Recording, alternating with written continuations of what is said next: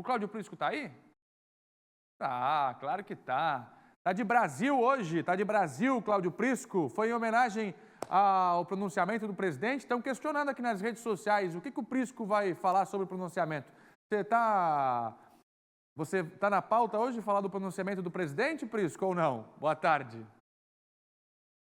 Muito boa tarde, Fernando. Boa tarde a todos. Não, é o quinto pronunciamento sobre o novo coronavírus, então não tivemos grandes novidades. É aquele balanço, aquela gangorra presidencial, aperta, endurece, depois afrouxa, nada de novo. Agora, você colocou, Fernando, agora há pouco, o que está podendo voltar ou não a partir da semana que vem. Vale lembrar que estaremos completando no início da próxima semana um mês de quarentena. Isso ocorre também para uma atividade, o transporte coletivo de passageiros, que não há previsão para retomada, porque entra na avaliação do governo naquele contexto de aglomerações. Então, talvez fiquemos aí um mês e meio ou dois sem transporte coletivo em Santa Catarina. E como é que fazem essas empresas para sobreviverem? Sim, porque essas empresas vivem da tarifa do passageiro. O fluxo é esse. E como é que ficamos? Eu recebi uma reflexão muito apropriada e ponderada de um respeitável empresário desse setor, Léo Mauro Xavier Filho. E ele me coloca aqui algumas coisas que eu interpretei como pertinente compartilhar. Se não, vejamos. Pois muito bem. Ele coloca o seguinte, que as empresas de transporte coletivo terão que reorganizar suas finanças, repactuar suas relações com o poder concedente, poder público, particularmente as prefeituras, e rever seus planos de negócio. E o mais importante, repensar seus modelos de gestão e de governança empresarial. É isso mesmo. Isso porque estão cumprindo o decreto governamental. Pois muito bem. Aquilo que eu já coloquei aqui, que elas vivem das tarifas pagas pelos usuários. Só que os compromissos e os pagamentos dessas empresas continuam correndo e precisam ser honrados. Pois muito bem, o que o governo e as prefeituras estão raciocinando ali para frente, ou já discutindo a partir de agora, em relação a essas empresas? Quais as medidas serão adotadas? Até porque nós temos que ter muito claro que o transporte coletivo é uma atividade de massa, uma atividade de cunho público e estratégica para qualquer cidade brasileira.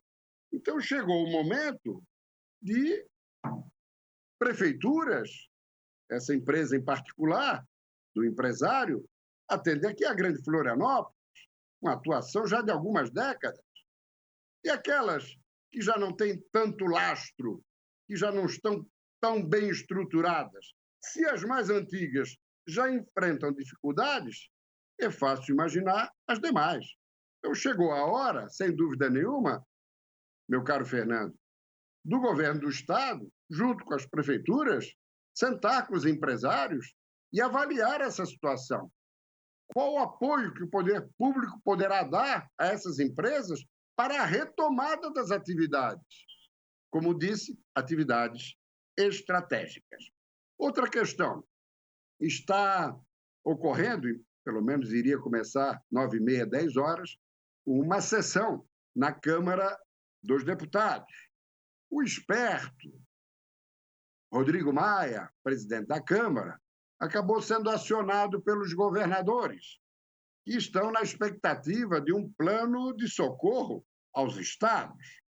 E aí, como o governo federal já apresentou sua parcela de colaboração, lá em março, o presidente Jair Bolsonaro e o ministro Paulo Guedes anunciaram 88 bilhões para fortalecer o caixa de estados e municípios nesse momento de crise.